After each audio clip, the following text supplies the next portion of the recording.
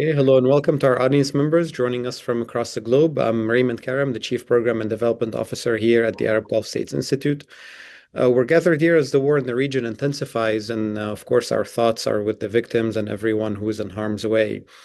In the webinar today, we'll take a closer look at Iraq as it stands at a vulnerable epicenter amid the escalating U.S. Israeli conflict with Iran. We have an incredible panel of experts with us. First, I'll welcome Dr. Marsin Alshamary. She is an assistant professor of political science at Boston College. She is also a faculty affiliate with the Middle East Initiative at the Harvard Kennedy School and a non-resident fellow at the Brookings Institution. Her research focuses on religious institutions, civil society, and protest movements in Iraq. And a warm welcome back to Dr. Luay al-Khatteeb. He is an advisor to the American University of Iraq in Baghdad and an honorary professor at the University of Exeter. He is a former distinguished fellow at Columbia University and a former foreign policy fellow at the Brookings Institution. He previously served as Iraq's Minister of Electricity, Acting Minister of Oil, and Acting Deputy Prime Minister for Energy Affairs. And last but not least is Ambassador Douglas Silliman, President of AGSI. He previously served as the U.S. Ambassador to Iraq from 2016 to 2019 and U.S. Ambassador to Kuwait from 2014 to 2016. From 2013 to 14, he served as senior advisor in the Bureau of Near Eastern Affairs in the U.S. Department of State, working on Iraq issues and the U.S. Africa Leaders Summit.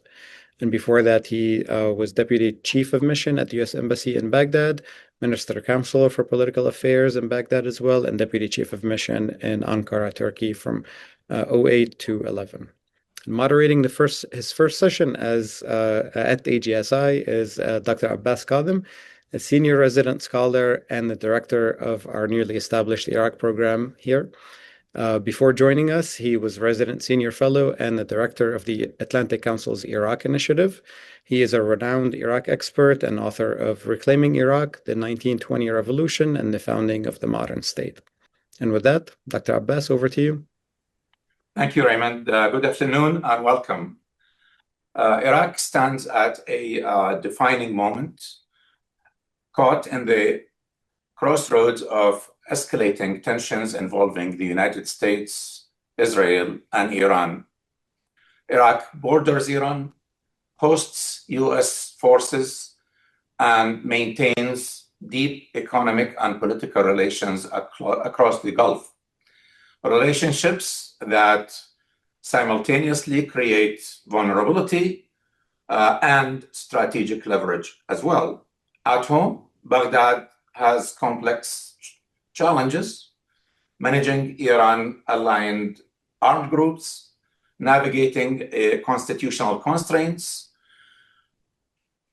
attempting a long and protracted government formation process, as always, and protecting oil-dependent economy that could be shaken, and it is a main vulnerability at this time as long as the Strait of Hormuz continues to face constraints.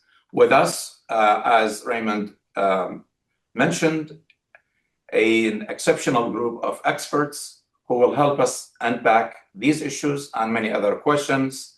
And we are fortunate to have this opportunity to have their assistance. My first question will be to Ambassador Silliman. Ambassador Silliman, you have seen U.S.-Iraqi relations up close. You have served in the region in more than one country. And we would really like to have your views and insights on how the United States should recalibrate its relations with Iraq at this critical time, particularly to ensure that U.S. security objectives do not unintentionally weaken Iraq's sovereignty and political stability. Dr. A lot to speak about, but I'm sure that... And in fact, I'm going to wait a moment before I try to answer your question and simply say, I do want to echo what Raymond Karam said earlier. This is the first webinar of our new AGSI Iraq program, and I want to deeply thank Dr. Luay and Dr. Marsin for participating in this inaugural webinar with us. We are hoping to bring factual, grounded treatment of Iraq to a much larger audience. So thanks to the two of you and to Dr. Abbas for taking on this project here at AGSI. I will also recommend to all of you the excellent analysis that Dr. Abbas published on our AGSI website earlier this week, Iraq at the epicenter of the regional fallout of the confrontation with Iran. And one particular line in what you said struck me as really interesting. You said that for both the United States and for Iran, Iraq is currently seen as operationally relevant. In other words, that there are things that both the United States and Iran want to do in and with Iraq as a consequence of the war. Before I talk about US policy, I want to talk about a major structural problem that I see currently with Iraq, and it's essentially the question of sovereignty and how the Iraqi government exercises sovereignty. On paper, de jure, Iraq has got complete sovereignty over its territory, is able to implement its laws, and people should respect that. But in fact, de facto sovereignty is really, really much weaker. And I want to give 4 examples, particularly from this week, that illustrate why Iraqi sovereignty is incredibly important for the future of Iraq, but is at the moment obviously lacking. What has happened in the past week of the war with Iran has exacerbated the structural deficiencies in Iraq's ability to actually enforce its sovereignty. The first thing that strikes me as important is you have got Iraqi groups with weapons outside the government attacking other Iraqis in Iraqi territory. That is not really acceptable in any country, but it is something that is developed in Iraq. You also have the possible support of foreign rebel groups by foreign groups conducted inside or through Iraq as well. Again, very difficult for Iraq, potentially also difficult for Iran. Third, Iraq does not control its airspace. Israel and Iran have both conducted airstrikes and missile strikes using Iraqi airspace on the other territory. And frankly, when you get down to the economy of Iraq, Iraq doesn't really have complete sovereignty over its energy. Still, Iraq is dependent upon Iran for electricity, for natural gas, and Iraq has not developed domestically the ability to provide its citizens with everything that it needs without significant assistance, in this case from Iran, or a lot more money being put into commercial development. So what I see, all this is going to be exacerbated in the current conflict, and I'm hoping that it focuses both Iraqis and the Iraqi government on ways to strengthen Iraqi sovereignty. Getting to the question that you asked, however, Dr. Abbas, about American policy. I fear that President Trump, who is very much in control of American foreign policy in the war with Iran, understands this mismatch between the theoretical sovereignty of Iraq and the actual operational sovereignty of Iraq as an indication that Iraq really is dependent upon and an appendage of Iran. And that is going to color the way that the president, and I'm certain American policy, is going to evolve in the coming period, no matter how this war concludes, whether it expands, becomes regional, whether there is a negotiated Venezuela-like discussion or something in between. I fear that President Trump and American policy will look at Iraq through this lens of incomplete sovereignty, which convinces them that Iran is really in charge of Iraqi policy, whether or not that is in fact true. Thank you for that. And just to follow up on this, let me turn to His Excellency Dr. Luay al-Khatteeb. We are fortunate to have you because you have been both on both sides of the Iraqi energy and economic debate. On the one hand, you are one of the leading experts on energy, economy, and politics of Iraq. And also, you were on the practitioner side. You served in more than one prominent position, Minister of Electricity, Minister of Oil, Acting Minister of Oil, and also Acting Deputy Prime Minister with a portfolio of the the energy and economic affairs of Iraq. There has been a debate as long as I can remember about Iraq finding ways to compensate for the contingency of having Hormuz traffic disrupted.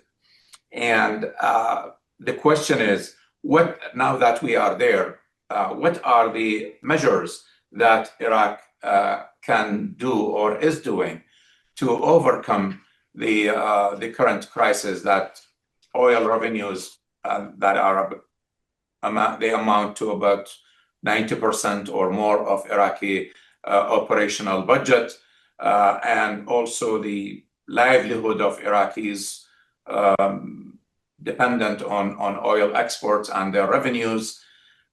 What are the contingencies? What are the planning aspects of Iraq to compensate for a possibly long disruption of Hormuz?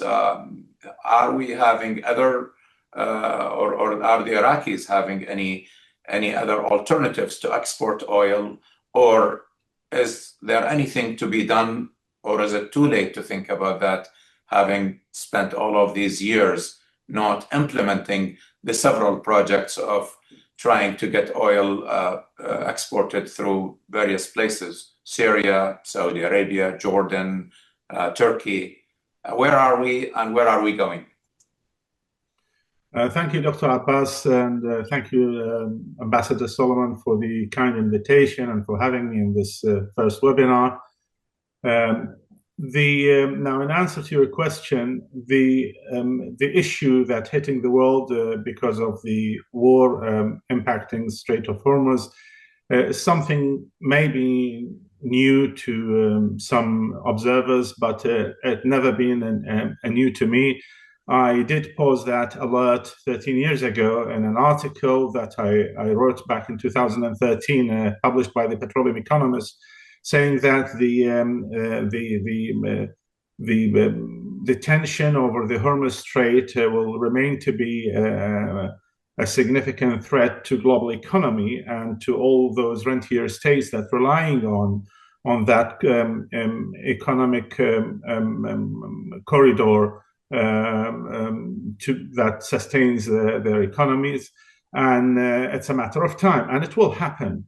And I did mention specifically in that article that the war will be instigated by Israel, and it will be the United States will be dragged, and the flashpoint that will basically shaping up the whole scene is the nuclear program in Iran. So I don't want to sound like a Nostradamus by what I've written, but this is what I've said in the article, and it's been published, and it's on my Twitter thread. The thing is that how can Iraq bypass this crisis? The quick answer, it's going to be quite challenging. This is the second sanction term that Iraq has experienced, but in different parameters. Not sanctions imposed by UN Security Council or the United States, but by a semi-World War III that's impacting the region. We have, but the thing is that what really kind of like differs this type of sanction that compromising Iraq's economy compared to the 1990s episode is that this situation impacting almost every single state that's relying on that corridor. So we are talking about countries relying on 90% of their food supply imported to their states through the Strait of Hormuz, and this is not sustainable. We are talking about the global economy relying on 20% of energy supply from that region that's completely compromised.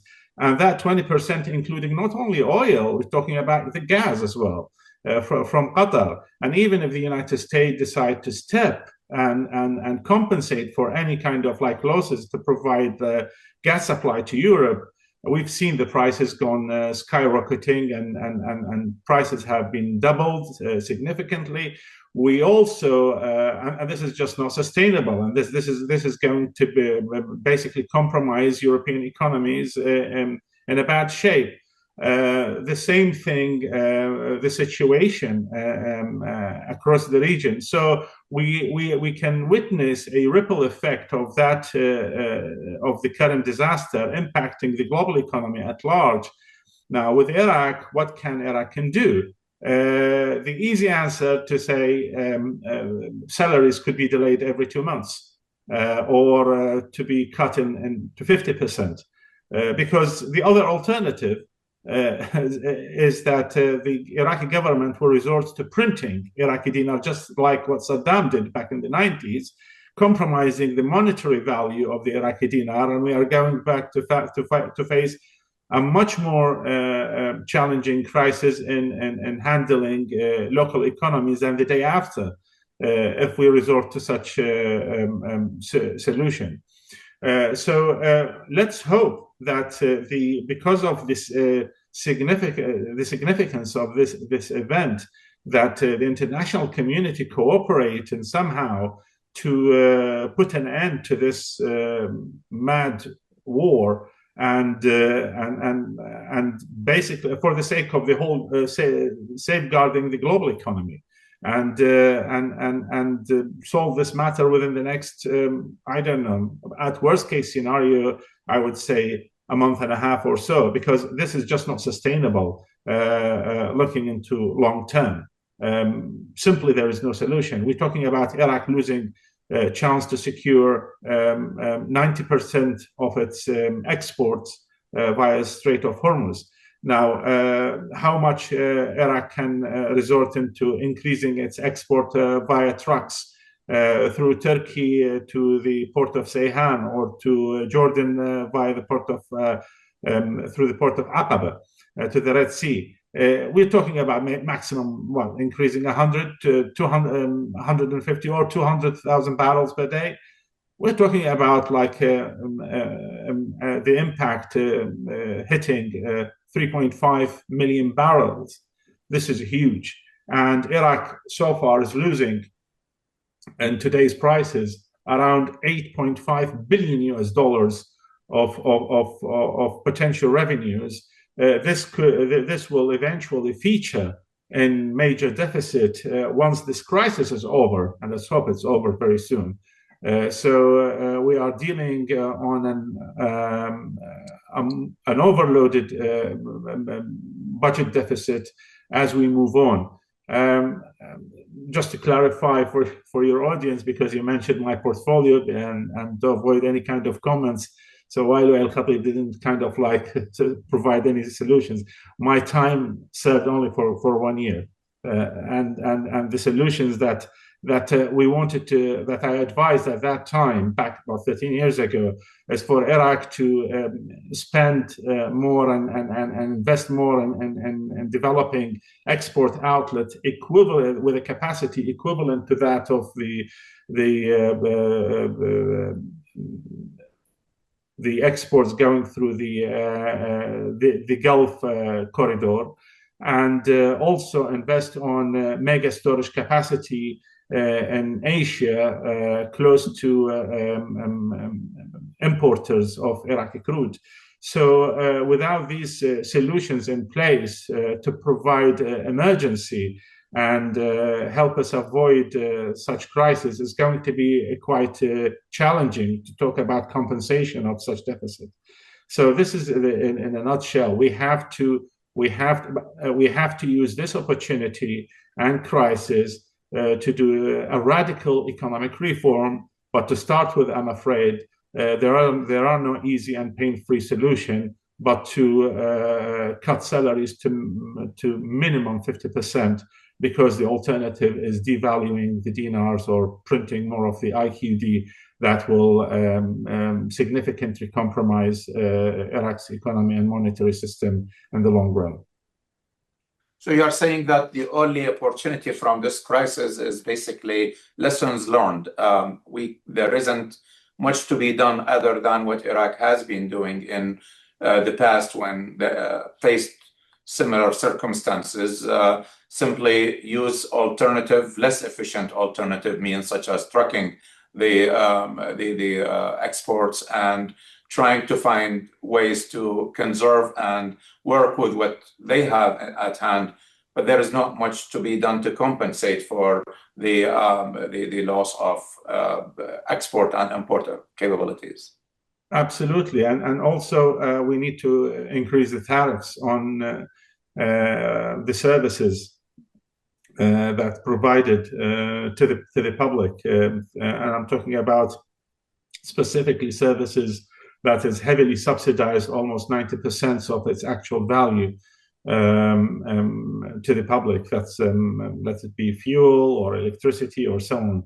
Because when the price is zero, demand is infinite, and the last thing we want to see is significant demand increasing as we move on. We've just saw a major blackout and a complete shutdown of the national grid yesterday, and this could repeat itself, this scenario, a number of times this coming summer. God help the new government. And the thing is that without controlling the level of demand, it's going to be impossible to provide sustainable services. And the only way to control the demand is by controlling the tariff. So it's an economic crisis, an economic solution that is required as opposed to technical resolution. I might get back to you. On the situation with the grid from yesterday, because it was a sort of a mystery. But let me remind first our esteemed audience that you can use the Q&A feature on your screen to pose any questions. I will be happy to take those questions and pose them to our panelists. And speaking of, your last statements kind of touched on the domestic situation in Iraq, and that would be a good way for me to go to Dr. Marsin Alshamary, and talking about Iraqi domestic front. This escalation, this tension played heavily in Iraq. Iraqis are split in their hearts and minds between various attitudes politically and socially. Now, how would this conflict and tension, how could it reconfigure the Iraqi ethno-sectarian equilibrium? Are we going or likely to have a more tension and more division among Iraqis and the public opinion on where Iraq should stand on this conflict, and where the interests of Iraq are regionally, domestically, and also internationally? Or are we going to paradoxically see that this external pressure is going to reinforce cross-sectarian nationalism in Iraq? We've seen Iraqis sometimes, when faced with pressures that are sweeping in nature across the country, Iraqi nationalism kind of takes roots. So where do you see that playing? Thank you for that really important question, Dr. Abbas, and many thanks to the Arab Gulf States Institute for inviting me to be part of this inaugural event. I'm really honored to be here, and I genuinely wish it was under circumstances where we're discussing more mundane events in the Middle East. It's really a tragedy that we're back to discussing these existential crises, particularly in Iraq, which hasn't really had a moment to breathe from existential crises in the last few decades.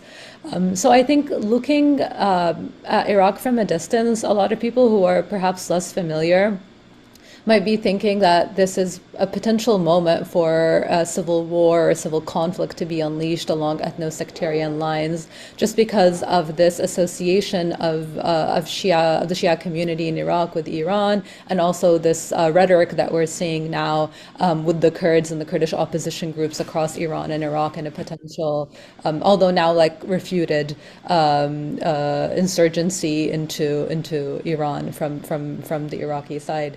So So this all paints this very, dark narrative. We also have this history of civil wars in the last 2 decades, whether immediately after the invasion or the ISIS war.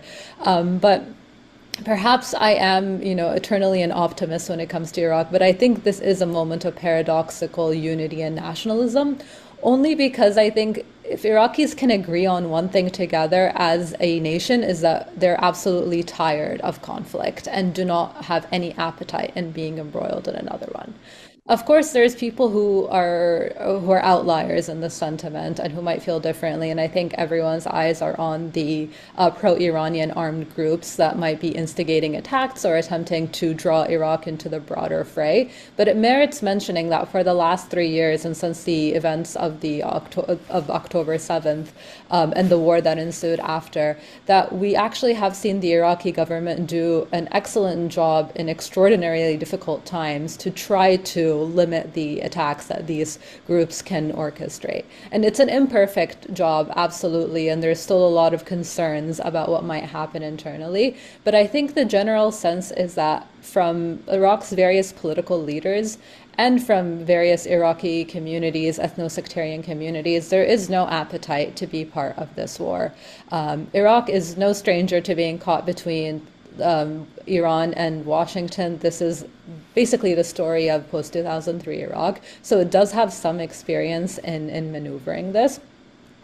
I will say that something that I wanted to spend a little bit of time on is this myth that there is going to be a broader Shia movement kind of in aid of Iran, particularly after the Khamenei assassination. And there's been a lot of rhetoric online about how this might mobilize religious communities across the Middle East. Certainly, we've seen a particular reaction in Bahrain. Lebanon's another story. But with the Iraqi community, I think it's a good opportunity to look at public opinion polling from Iraq and to kind of recognize that being pro or anti-Iranian doesn't evenly fall along sectarian lines as people might think. There's a significant chunk of the Shia population in Iraq who don't want to go to Iran's aid and who don't want to be part of this conflict at all. And in fact, some of them view Iran as having had a detrimental, and the Islamic Republic regime as having had a very detrimental impact on Iraq's development after 2003. So it's a very complex tale, and I think the point of unity is that from the political side, Iraqi politicians have basically invested in a political system that more or less serves their interests. They're colluding to degrade democracy, but to maintain a stable system in Iraq. And the Iraqi public has absolutely, like I keep saying, no appetite for another existential war. Thank you, Dr. Marsin, and that's an eye-opener for many people who kind of always caught in the stereotypes of, the Kurds are of this attitude, the Shia are of this attitude, the Sunni is this and that, and there is a missing element here is that the nuance, the fact that no group is monolith in its political attitudes and in its interests and the way they view the Iraqi interests from their own perspectives. And that is very important to hear. I'll come back to Ambassador Silliman. And, people are watching Iraq as they are watching the region as well during this critical time. And there are all kinds of audiences one can address, but there are two audiences I would like to single out this point: policymakers, whether they are here in the United States, in Europe, or even in the region, in Iraq itself, and the business community, the investors who have been warming up towards going to Iraq. And we've seen recently some excellent contracting going on involving U.S. companies, European companies, and we talk about major contracts and major projects on more than one sector, not just in the typical energy sector. Now, to these audiences, and from, again, a U.S. perspective, from a person who has been on the practical side of trying to facilitate these relations, how can Iraq reduce the risk of being a theater of confrontation between the United States and Iran and Israel, and at the same time continue to reassure those partners and investors that economic ties are going to be maintained, and they are going to be to continue to be being held as important for Iraq's stability. And in general, how can Iraq secure investor confidence, which is the most important ingredient to this relationship that Iraq needs in a desperate way? Dr. Abbas, two very good questions. I'll give a short answer to the first question of what is my message to Iraqi government officials, policymakers in other parts of the world. A lot of it is simply reciting what I said in my first answer. Iraqi sovereignty is vitally important because the stability of Iraq, the ability of other countries to exploit Iraqi weakness is a security risk and an economic risk for the region. A stable Iraq that can prevent conflicts from spreading from Iraq or into Iraq would do a lot to help calm the entire region. And I think that policymakers from the United States, policymakers from Europe, policymakers in the Gulf region and the rest of the Arab world, and frankly, even policymakers in Tehran need to understand that an Iraq that can provide stability and greater livelihoods and economic prosperity is going to help all of the countries around them. So a simple statement, but a complicated answer, but it goes a lot to what I talked about in my first answer about sovereignty. For investors, I will go back to probably my most frequent message to Iraqis when I served in Baghdad is that Iraq is an incredibly wealthy country in terms of natural resources, in terms of human resources, a history and a cultural appreciation of hard work and education and applying that to economic benefits, a history of businesses. These are all things that would work very, very well with the world economy. And I think that it is important that Iraqis realize that they have resources, both economic and cultural, that they can utilize to be a more competitive market in the competition around the world for markets. And I think this is one thing I would be very interested in what Dr. Luay has to say about this. I don't think that Iraqis understand that they are competing for investment dollars, for interest from corporates around the world against Vietnam, against Brazil, against Mexico, against countries that have absolutely no relation to Iraq, but they're looking for a place where their money will go and be productive, both for them and for the local economy. And this brings me kind of to my second really big structural problem that I see with Iraq that may be even more difficult to work on than the question of incomplete sovereignty. That's the question of widespread corruption in the Iraqi system. Dr. Luay, I remember discussions over several years when I was in Baghdad about how to link the internal Iraqi oil system to permit oil exports through Aqaba in Jordan, to connect Basra production up to be able to go through the Iraq-Turkey pipeline through Ceyhan, or potentially across Saudi Arabia. But political differences, tribal differences, and a sense of the need to control the narrative and the implementation has prevented any structural change just to Iraq's internal oil distribution system. Some of this is simply corruption in the system. And Dr. Abbas and I were actually talking about this morning. One of the things that I think has become an impediment to economic development is the inability of the government to act as the Iraqi government for the benefit of all Iraqis.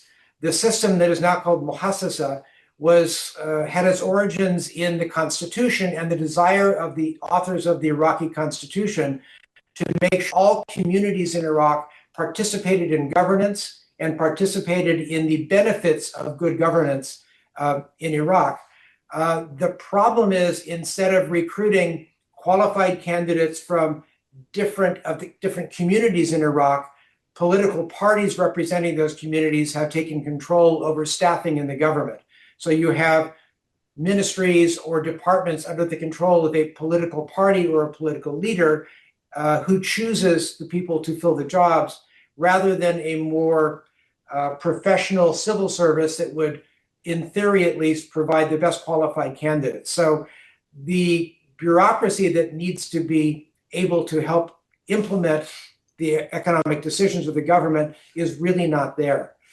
But more broadly, it is very difficult for foreign companies to conduct business in Iraq because it is a very difficult business environment. And in my discussions with a series, dozens of American companies, the question of corruption always comes out. It's corruption in whether or not a minister or a political party demands some sort of a donation to get something to go through.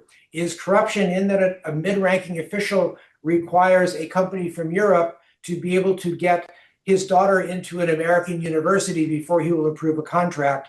And it's even as low as when there were more roadblocks and checkpoints around Baghdad and the country, the soldiers standing at the checkpoint would ask 1,000 Iraqi dinars, at that point maybe $1, to let a car pass.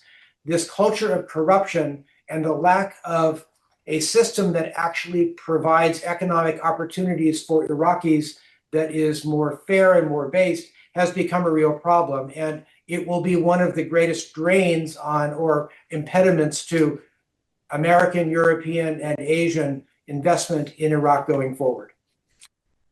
Thank you, Ambassador. You mentioned the quota system, or the muhasasa, which is one of those issues, while the Iraqi constitution originally, with a good intent, called for balancing the representation of all Iraqi ethno-sectarian groups in public service and in access to service, as well as to the distribution of wealth and power. The implementation of that constitutional mandate was rechanneled into a representation of political parties that are self-appointedly speaking on behalf of the Iraqi ethno-sectarian groups. And it ended up turning what was supposed to be a meritocracy into a muhasasa, a quota system among political parties, and a way to survive depending on the public fund. Now, turning to and that's again, you mentioned Luay's ability to help us unpack some of that. I will pick a question from the audience, which dovetails with my question that I had for Dr. Luay. And this comes from Ayman al-Faisal. He says, after more than 22 years of the absence of a coherent economic vision in Iraq, do you believe, and the question is longish, so I'm going to skip part of it.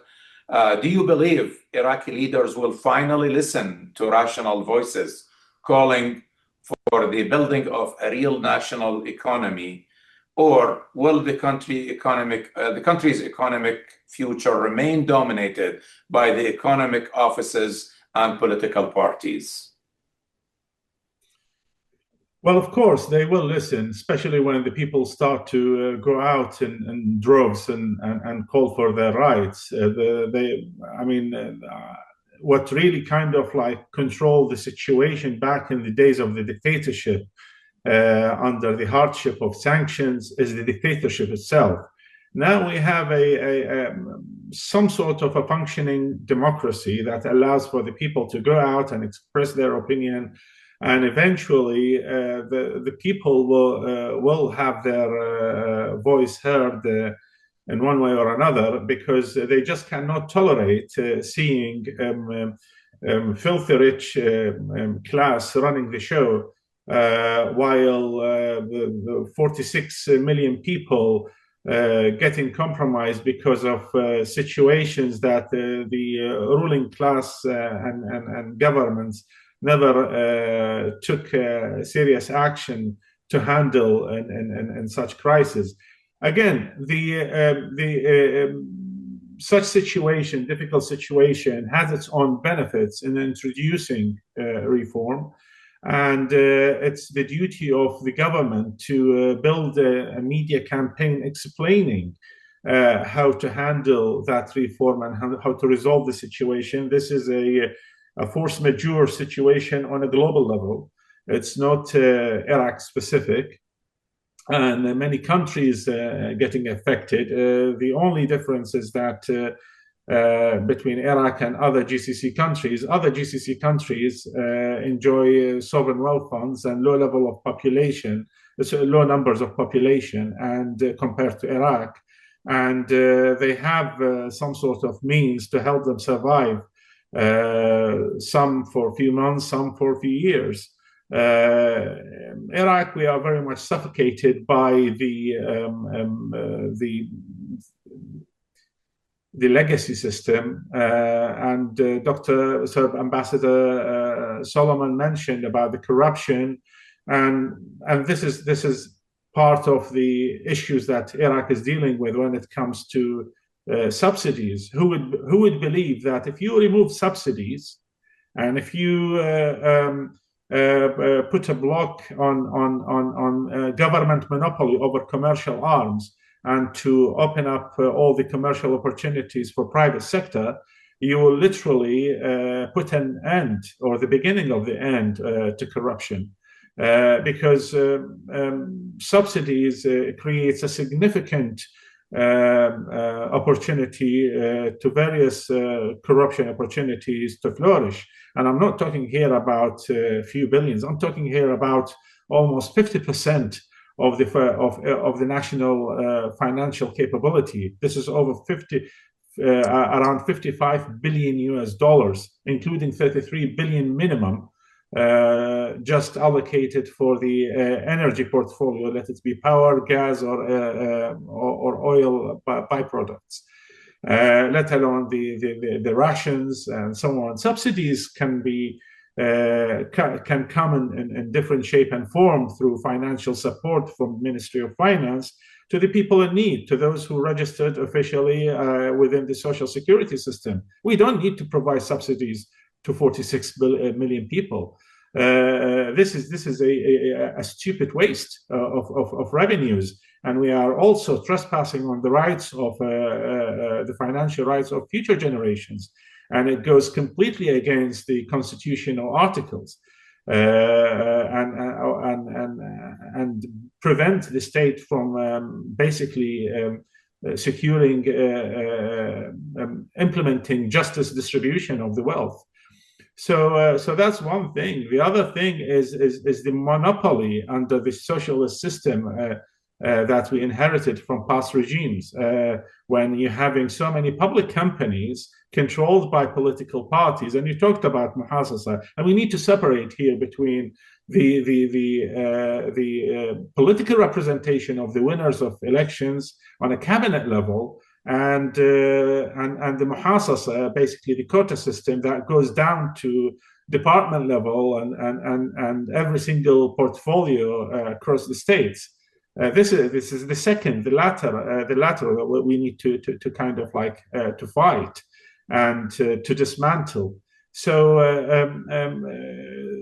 the time of crisis will present its own opportunities to implement these radical reforms, because beggars can be choosers, and we, as I mentioned earlier, that we don't have the luxury of pain-free solutions. I'm afraid we are dealing with a situation of a gangrene, and we need to resort to amputating and cutting off some parts to make the rest of the body survive. So we need to resort into some difficult and tough solutions. Back on the economy, on the diversification and possibility of securing Iraq's finances under the current crisis. As I said, the options are very much limited. We need to look into the basically export-import policies. the tariff on basically the various corridors. We need to shut down basically illegal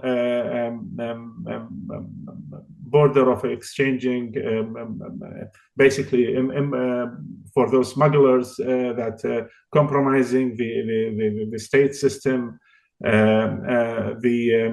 We need to look into discussing our options with Turkey and Jordan to increase our export volume through trucks. We need to hire a fleet of like hundreds and hundreds of trucks just to save the situation over the next couple of months. But eventually, we have to deal with the major deficits that Iraq, as a result of the loss of income of a minimum $8.5 billion a month. I mean, if we take like 10%, salvaging 10% of that through other means, we are still losing about $7.5 billion of those revenues a month. Thank you. It's the philosophy of how state and government subsidies are implemented is rather important. So far in Iraq, it has been treated as a categorical entitlement. It's if you are a citizen, then you are entitled to subsidies, while the common sense that these are supposed to be limited measures that are limited to certain segments of society, those who have need, which is what is being practiced almost in all countries that implement subsidies and social help. Shifting focus to another aspect that has been in the news and in the debate, Marsin, you and I both have followed and have written a lot about the religious authorities in Iraq, and particularly those in Najaf. And I have my question and also a question from Ahmed Qais in the audience. I mean, historically, the Marja'iyya in Najaf and Grand Ayatollah Ali Sistani in particular have been a very active and participant in conditioning the flares of Iraqi emotions and especially in times of crisis. Time and again, they came out and helped the country regain equilibrium, ease tensions, and that authority, which is so vital for Iraq when all of other measures fail. The Marja'iyya has used it in a very economical way. They only interfered when it is a last resort and when they wanted to make sure that they avoided too much meddling or intrusion into Iraqi domestic life. So on the one hand, there are lots of expectations and there is a lot of capability that is real in Najaf, but there are also limitations, both instituted limitations where the Marja'iyya does not want to interfere in every aspect of the political life, trying to respect the works of the state and the constitution. And also sometimes the Marja'iyya refrained from placing its hand in areas where it doesn't expect the decision or the directive to be effective. That said, and what Ahmed is saying, and the question was lost, but I do remember what it is, what he was talking about. He talked about the latest statement that Grand Ayatollah Sistani issued regarding the current conflict, and he said there was an ambiguity in the statement, both political and religious ambiguity. So what is really how do you read the statement that came from Grand Ayatollah Sistani regarding the conflict and regarding the developments in Iran, especially that before the statement and before the conflict, there were speculations that Sistani was going to make an emphatic set of fatwas according to what people expected or hoped that he would do. But he seems to be going according to the trend of his own moderate and calculated style that he always maintained since 2003. I'm really grateful for the opportunity to answer this question because it allows me, I think, to clarify a lot of misconceptions that I've noticed in the discourse online. And I would be also very eager to drag Dr. Abbas out of his moderator role and to hear his own analysis of this after I provide mine. So I think there's several things that just need a little bit of clarification. I agree that the statement has been met with a lot of sentiment that it is ambiguous, I think, as the question said. Others have said moderate, others have said it's tepid, it's not forceful, it's not what people have expected. And I want to emphasize that this is not what people, perhaps in the Shia community, expected, or people who are casual observers of the religious establishment are. But I think that both Dr. Abbas and I could have written this statement and said this is what the statement is going to sound like, and it would have sounded very similar to what we saw. And I think it's because there's a very long-standing legacy in the seminary in Najaf it's not quite quietism, which is, I think, what confuses people sometimes. It's not about rejecting political activity. It's about prioritizing the stability of the community and the stability of the country. And I think if you look closely at the rhetoric of Grand Ayatollah Sistani, but also his predecessors, they were all concerned with protecting stability and ensuring that broader conflict didn't develop. And it's important to recognize that Grand Ayatollah Sistani and other clerics of his position in Najaf are what I call political realists. They very much understand that if they were to issue a fatwa that said after the assassination of Khamenei, the Shia community should rise against the forces that had killed him or assassinated him, that would end up in a extremely violent, tragic war that would encompass the entire region and that would destroy the lives of millions of people. This, like I said, they're political realists. They understand that the point isn't to aggravate tensions. The point isn't to create more conflict, but the point is to try to find a solution that maintains stability and that protects the very hard-earned peace that Iraqis have right now. And part of that, if you look very closely at the two statements that Sistani issued, the first one is about the assassination of Khamenei. And it's a very generic statement that you would see being made about any similar leader who had died in his position, highlighting that he was a cleric, a scholar, a political leader, etc., condoling the Iranian people, urging them to unity. It's very short. Then there's a broader statement that is issued about the Iran war more generally. And if you look carefully at that statement, it shows you something very telling about the way that Najaf operates. It very much is attuned to international law and the international community's duties and obligations. Grand Ayatollah Sistani says that this war violated the Security Council. It wasn't a war that the UN had gone through the UN. That is a comment made specifically in the statement. And then later on, there is a call on the international community, but particularly Muslim countries, to think about a peaceful and just solution to Iran's nuclear program. These kinds of statements over the years, not just this one for Iran, but previous ones for Palestine, for Lebanon, even for Iraq previously, they're very much rooted in the norms of the international community, kind of upholding them and strengthening them and viewing them as a proper solution to this conflict. So Grand Ayatollah Sistani's statement might have been met with a lot of confusion by the Shia community, who perhaps expected something more revolutionary or more dramatic. But then in that case, they're just confusing the seminary in Iran with the seminary in Iraq.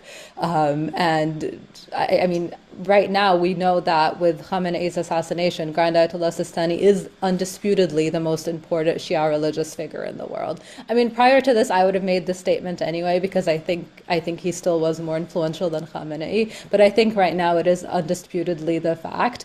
And I think it's going to be a statement that has a dampening effect.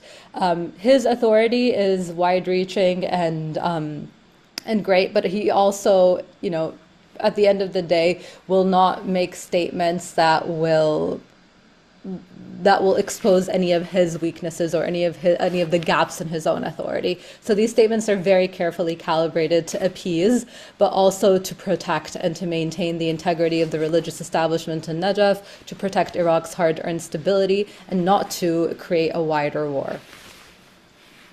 Well, thank you. That was actually very comprehensive. I don't know if you ever have left anything for me to say. But if I were to say something, I would really pick something that you said, which is really a couple of things that you highlighted, which are very important for people who are watching the acts of the religious authority. One of them is the question of quietism, and I've written about this many times, because the word quietism became sort of the going trend by anybody who would write about Najaf and the clerics in Iraq and the Najaf school. There is no such thing as quietism in the theology of the Shia scholars. It is completely a made-up term. Whoever coined it wasn't thinking through or wasn't really knowledgeable or aware of what the pillars of Shia theology and Shia practice are. But it is what you really highlighted. It is the fact that what priorities they have at a given moment, and also what the realist side of it that you mentioned is when they look at what is on the ground. You see Shia scholars having different admonitions to different places. When it comes to Iran, which is 90% Shia, they say there is one set of rules that what they would like to see. But when it is a country like Iraq, which is, the Shia at best are at 65% of the population, and even among these 65%, probably half of them are not, practicing Shia. That's why you see them, even when Sayyid Sistani gave the fatwa of going and fighting ISIS, he did not make it categorical. He asked for people who are willing to go. And as long as enough people show up, then the others don't have to, because the other way, if it's incumbent on everyone, he will turn every Shia into a sinner willy-nilly. So that's important. When they looked at Lebanon, they saw a different society, and therefore their modus operandi was completely different. So it is not quietism, it is this realism and pragmatism, if you were even to put it in. The other side that I wanted to highlight is the fact that it's always fascinating that somebody who, the stereotype about religious, Islamic, especially religious authorities, is that these are people who are bringing rules from the 7th century, 8th century, but when they make statements and when they take positions, they always come on the side of international law, elections, democracy, constitutionalism, to the point where they sometimes outcompete those who are building their entire system on international law and on democracy and on elections and rule of law and all of that. So he is ahead of the international community on that, and he certainly is ahead of the practice of the Iraqi system in terms that we see a lot of violations of rule of law, of constitutionalism, yet Sistani always tries to bring people back to those rules. And even his inaction, sometimes he stated that clearly, that it is in favor of the constitutional process. He doesn't want to put his finger on the scale. So thank you for this comprehensive answer. We still have we have a couple of minutes. Should we wrap up? Wrap up. Okay. Again, thank you very much for our audience, and we are honored to have you follow us. Thank you to the panelists, Ambassador Silliman. Always your wisdom and your insights are invaluable for me personally, but also for all the people who know you and listen to you over the years. Dr. Luay al-Khatteeb, you remain, the person who really has his finger on the pulse of Iraqi economy, Iraqi politics, and all of the other things that are that people try to understand about Iraq. Marsin, my friend and my colleague in the academic side of the world. It's always wonderful to have you. Your work and your field studies on Iraq are to be followed and to be emulated, and I always am inspired by your academic accomplishments. It's an honor to moderate this panel, and it is, again, we would love to have everybody follow this online when it is up, hopefully by tomorrow. And also we invite you to continue to stay tuned to our programming at the Iraq program at the Arab Gulf States Institute. And we hope that we will always present you or provide you with the impartial, the even-handed, and the objective assessment of how we see Iraq, U.S.-Iraqi relations, the region, the Gulf, to the best way we can. Thank you all and have a great afternoon.